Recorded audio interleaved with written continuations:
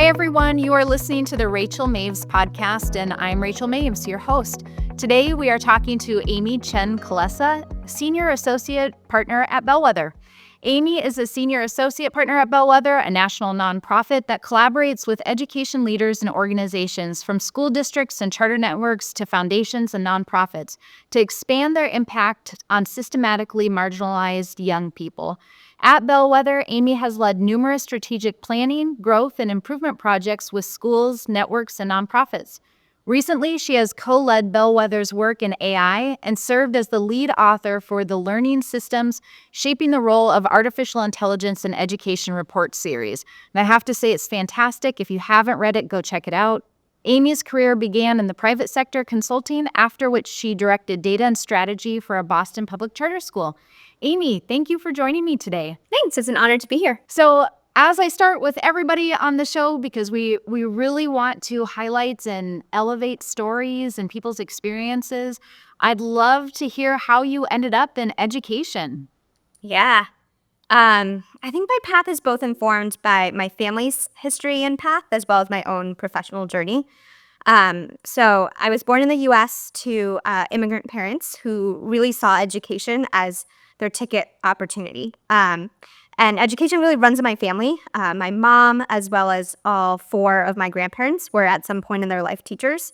And they really shaped the transformational power of education was really instilled upon me early in my life. I lived in Shanghai for a little bit when I was young, moved back to the U.S. when I was in fourth grade and was an English second language learner at a local public school.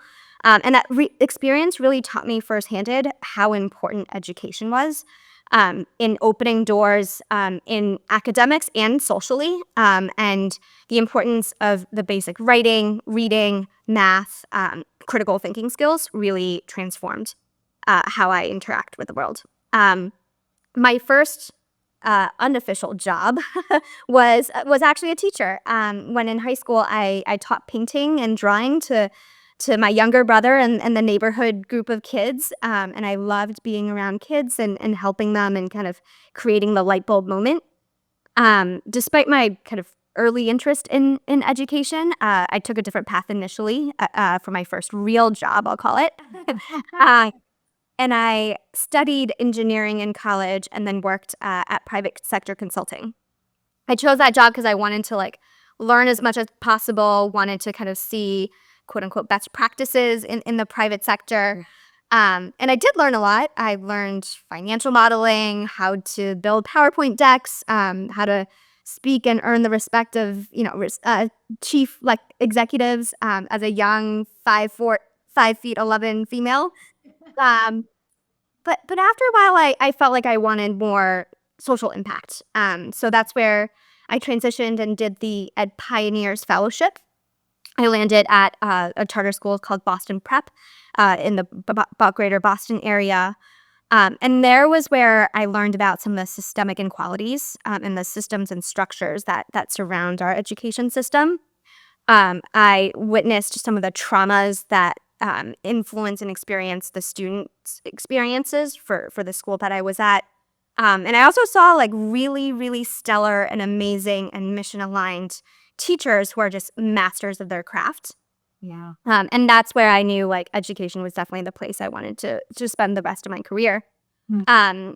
And I've since Boston Prep, I wanted to either go deeper into teaching or look back at a more national level and see if there are places to connect the dots and learn from different patterns. And I've been at Bellwether. That's how I got to Bellwether for now 7 years. Wow. And I think this is my sweet spot right now, combining the two prior jobs of the consulting and the school experience, where I'm able to really address some of the systemic inequalities that exist, especially for marginalized students.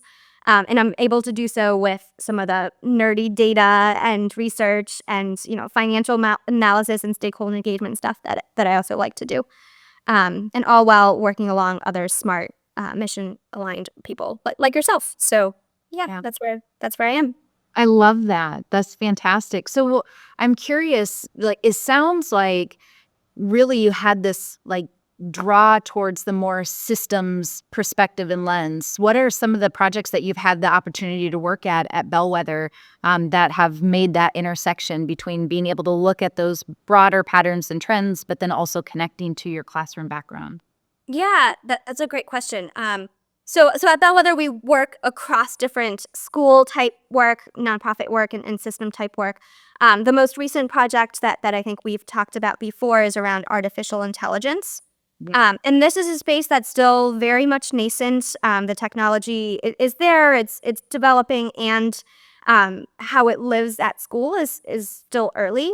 So we have the pleasure of kind of having that system-wide view to think about not just how can individual schools potentially dip their toes in it or an ed tech company do that, but what do we need in the ecosystem to really support a vibrant ecosystem and community to make sure that things are quality and equitable.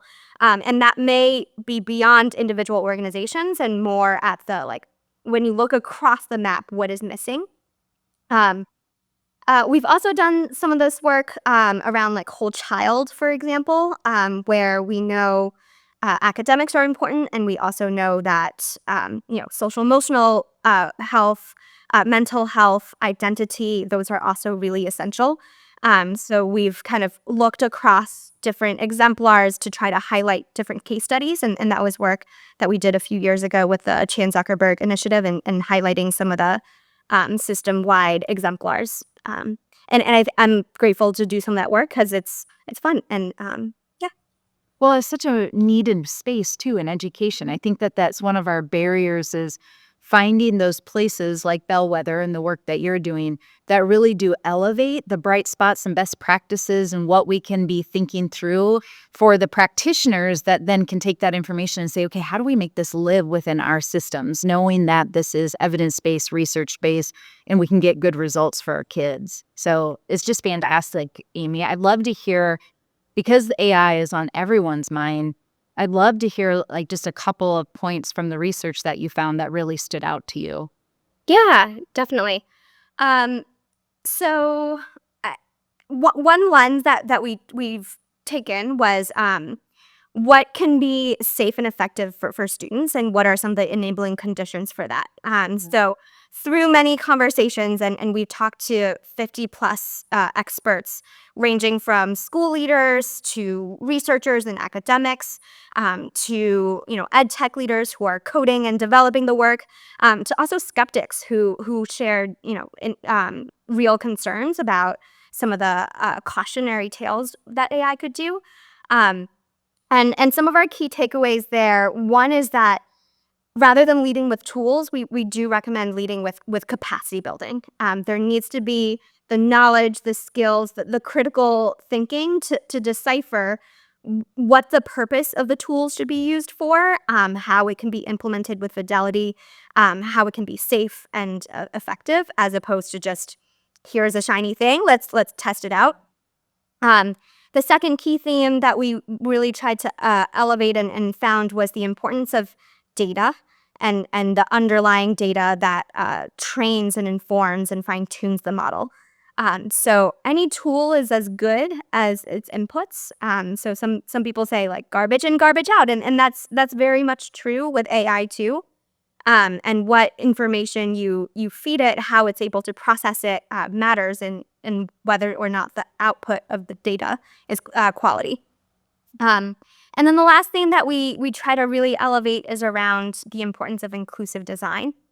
So being grounded in research and being grounded in the human relationships.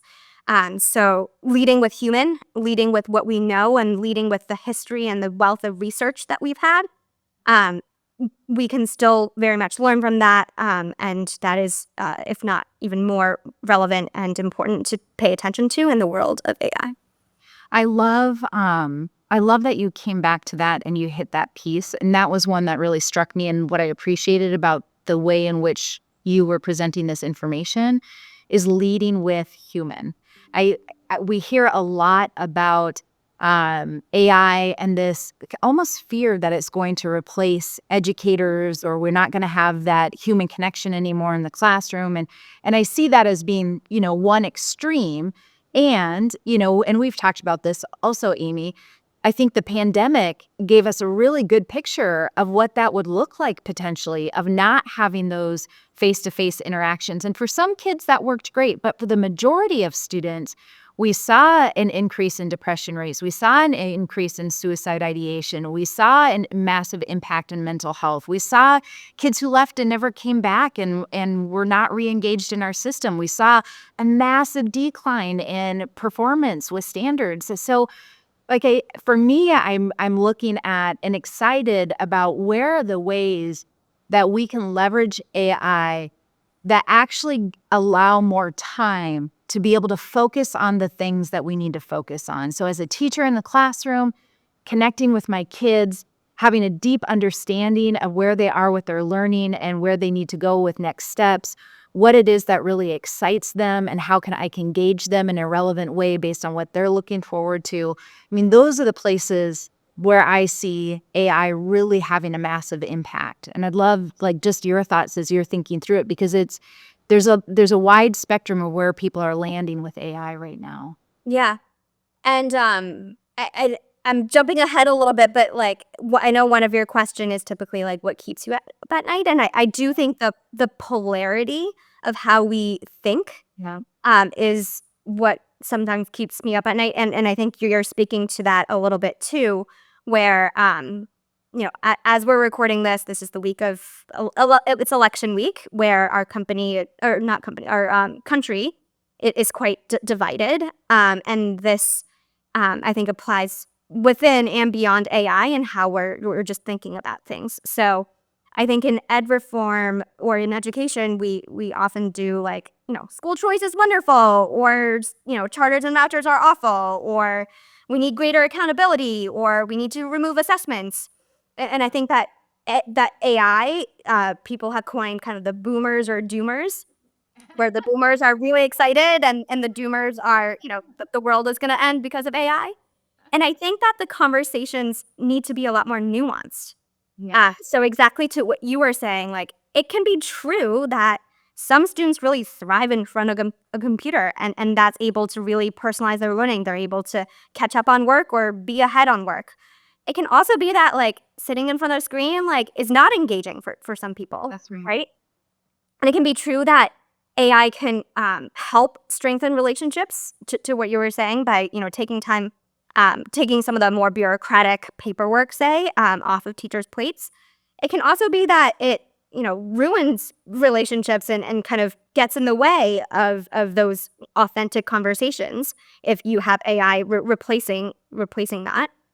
So I think the environmental context, the individual preferences and strengths, how the tools are developed, how the tools are used, all of those factors and more influence whether or not AI is beneficial or harmful. And I think we need to get under the good versus bad conversation to unpack the specific use cases, the specific conditions, and the enabler conditions to kind of see how can we make AI positive and beneficial. Yeah, I love what you said about the polarity right now of our nation, and in some of these topics is exactly right. I feel like especially in education, has almost become this hot button for all of these different arguments and ideologies to be played out and discussed, which is unfortunate, because I feel like, and I actually just wrote a LinkedIn post about that this morning. I feel like it's gotten us away from some of the core things we should actually be talking about in education. When I look at the NAEP scores and where we are after the pandemic and the impact and ripple effect that will have for this generation throughout adulthood and into their careers. And we're not talking about that. Those are the places where I feel like we would have a lot of momentum in that middle ground space to say, how do we leverage the best thinking of everyone to move this work forward? And unfortunately, topics come up, and I feel like it's immediately we're going to take a side, and it's going to be a extreme side, and we lose some of that conversation in the middle. That's It's a very apropos one to keep you up at night, Amy. I think a lot of people probably share that. And to like double click on that a little bit, right? So take the boomer and doomer extreme perspectives. I think if we don't do anything about AI, I think there's a risk in exacerbating some of the inequalities that exist in our society. 100%. Right, like we need to develop and cultivate the critical reading skills to make sure students are, learning and training for the jobs of the future and not the jobs today. So that I think is important to be aware of. I also think that the boomers who might be really excited and optimistic runs the risk of doing something too fast, too quickly without the critical thinking and the thoughtfulness to implement. Um, Several months ago, the Los Angeles Unified School District, the news broke out where, they invested in a vendor that supported them to develop an AI tool. The vendor ended up being bankrupt. The tool's now non-existent. And I think that runs a risk where some people can look at that and say, I will not touch AI. Or some people, might, and I think there's caution to that. And there are learnings to learn there where rather than, putting all of the students' information systems and learning management systems and hooking it up to an AI chatbot and doing so in less than 12 months, maybe we can do slow steps to, get stakeholder engagement to see what are the families actually want. Sequence that out. Maybe test with some of the lower hanging fruits. Instead of putting student information in, maybe just do your student family handbook, which is already public information. Maybe just do the student calendar so that there's some ease into it and you learn and you refine before some of the potentially high impact but also riskier moves that people can make. Yeah, that makes a lot of sense. And I feel like that's kind of segueing a little bit into those like ideas for moving forward as you think about just where we're at on that spectrum and the polarity that we're facing in our country right now, and especially in education and on topics like AI. What are your ideas or thoughts for ways in which we can move forward, and where have you seen it done really well? I'd love to hear that too if you have ideas. Yeah, that's a great question. I think I do go back to kind of our report and some of the key takeaways there, where first and foremost, the capacity building feels really critical and important. And this is also expensive and time consuming to do. So I do want to kind of be very cognizant of that. I think that there are efforts out there right now where there's an organization called AI for Equity who has convened a set of charter leaders. I know organizations such as Choose for Change and the ILO group are doing capacity building supports for a range of districts around the country too. But starting to really have those authentic conversations with people to unpack both policies and how do we write those, as well as identifying use cases and pilots and doing so thoughtfully and engaging stakeholders. That is a slow but meticulous and needed process. And I think that without doing that, it runs the risk of potentially doing something too fast and putting some of the student information at risk. Yeah. So I think capacity building is definitely one. And it's one that there's a significant need where the supply of the folks doing it today is definitely significantly under the demand of what's needed in the field. Yeah. I think the second piece of what we need is around quality. So deciphering, okay, so we have AI, but how do we ensure that it's quality? Yes. Yeah. This is a place where we can look into the tech world and I think learn where, yes, AI models hallucinate, it has imperfections, and in the tech world, there are methods such as RAG, which kind of retrieves information, or fine-tuning, which uses a data set to improve upon the AI model. So basically, AI models can be trained to not hallucinate as much if you prioritize a certain set of data. Yeah. In education, we run into the challenge of there are not that many high quality, robust public data sets out there. The data sets that we do have are either not clean or behind, barriers. So there's opportunity to do that. And there's also opportunity, I think, to establish a set of benchmarks so that we ensure the tools and the outputs are quality. So benchmarks are basically a long set of tasks that we can kind of run AI models through. So we can set a bunch of benchmarks to, is this AI model supporting multilingual learners? Is this AI model good for students with dyslexia? Is this model aligned to a set of standards?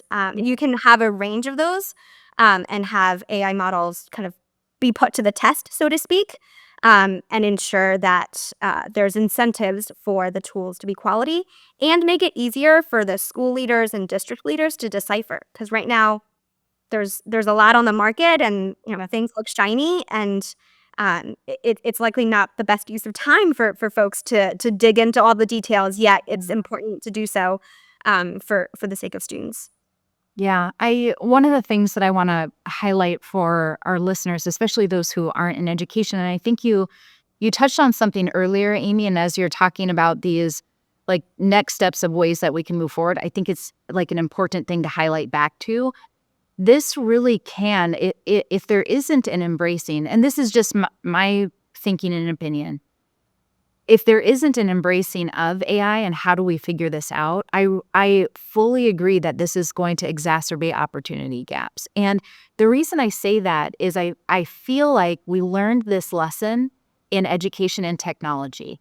When I look at pre-pandemic, the number of students who had access to computers and were using them on a regular basis, which now it has become part of everyone's work every day. So I don't think there is a career where you would say that you don't have to have some sort of technological capacity and understanding.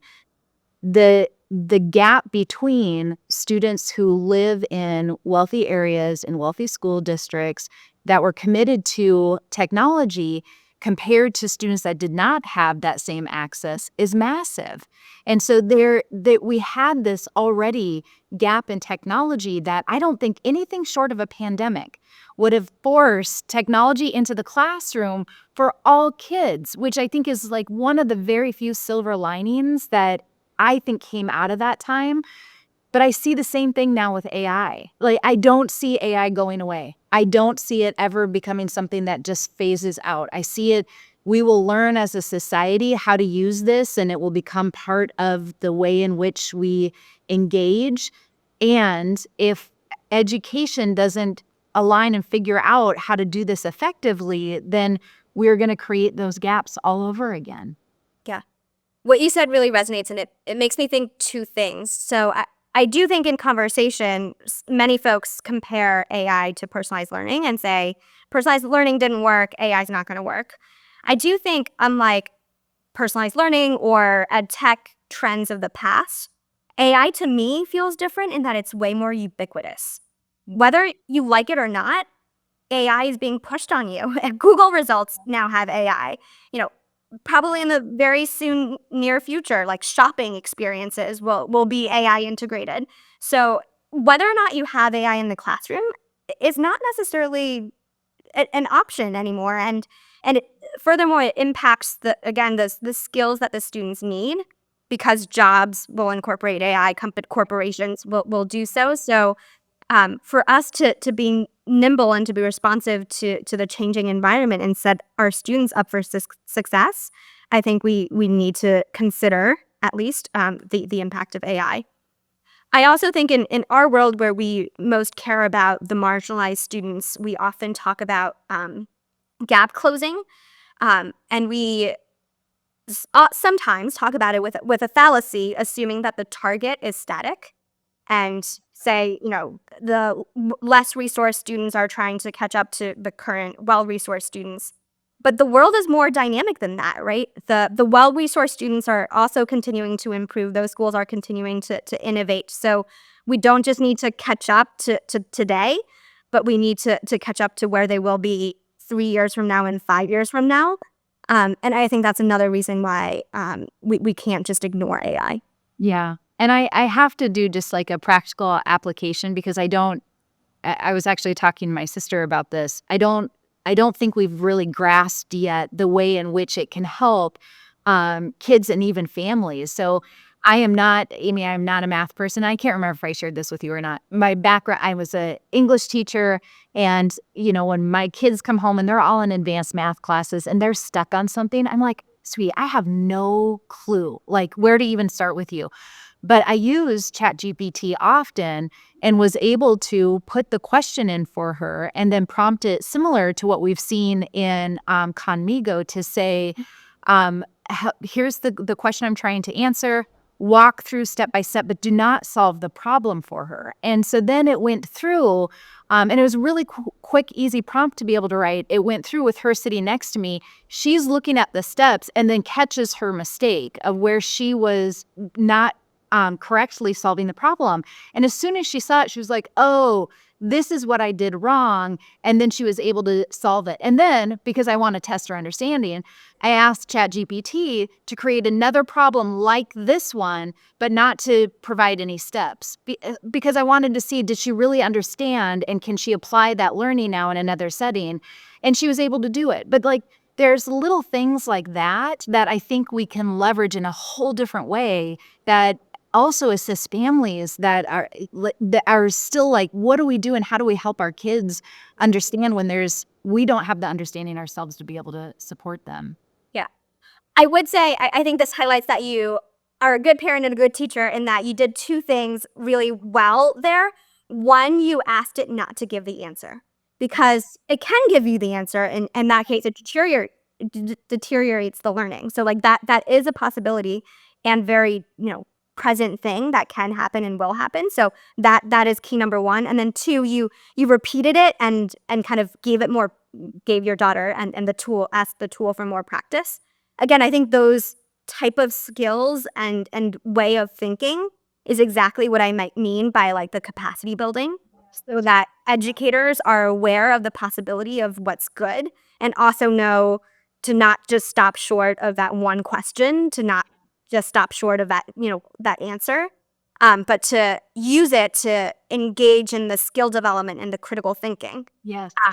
So I think your example is helpful in that it can also go the bad way and kind of, but it didn't. But I think it's important for us as a sector to be aware of both and to shape the field so that we're doing more of the good.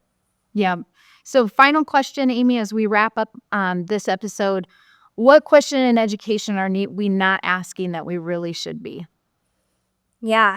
When I think about AI, I think there's a scary question that we're maybe not yet ready to ask, but we'll eventually need to consider. Right now, we're thinking about how can AI make our work right now easier, with the assumption that the work itself and how it's done doesn't necessarily significantly change.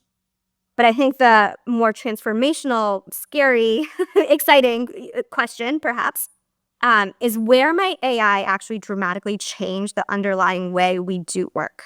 Because either AI might do certain things better or in a different way. So as an example, in the medical world, Google's MedGemini has been fine-tuned to be trained on a large set of medical images. So think CT scans, retina scans, and from that, it's able to diagnose certain illnesses with decent accuracy. And also in the medical world, within drug discovery, AI combined with large data sets of what drugs work well for certain things, and combined with technologies like CRISPR gene editing, it's able to identify potential drugs candidates and combinations that would have taken us years, maybe forever, to find. So applying to that to education, all of these are hypothetical, but it makes me wonder, are there potential ways for AI to maybe better or more rapidly diagnose students with different learning differences? Are there ways it can kind of put the early warning indicator type of work on steroids and do it much better? Are there ways to like look at learning environmental conditions, like take into account the temperature of the room, the time, the noise level, and like identify conditions with which certain students learn better and like adjust the classrooms and the schedules? Like there are all these things that I think AI could be used that could be really powerful. And I started this with, I don't know if we're ready yet, because all of those use cases could be harmful too if they're not done with thoughtful care. And the tools do hallucinate and do have imperfections. So I think we need to be careful to not run to that right now, but we should proactively think through some of these so that we're not retroactively responding to a crisis, but we're proactively planning for something that can benefit students. Yeah, that's fantastic. Amy, thank you for your time today. I really appreciate it. And it's such an interesting conversation, one that we're going to continue to grapple with. And I know that you're deep into the weeds of AI, so I'd love to continue having these conversations. It's just very prevalent for the time that we're living in right now, and especially for education. So thank you. Thank you for the opportunity. It's great chatting.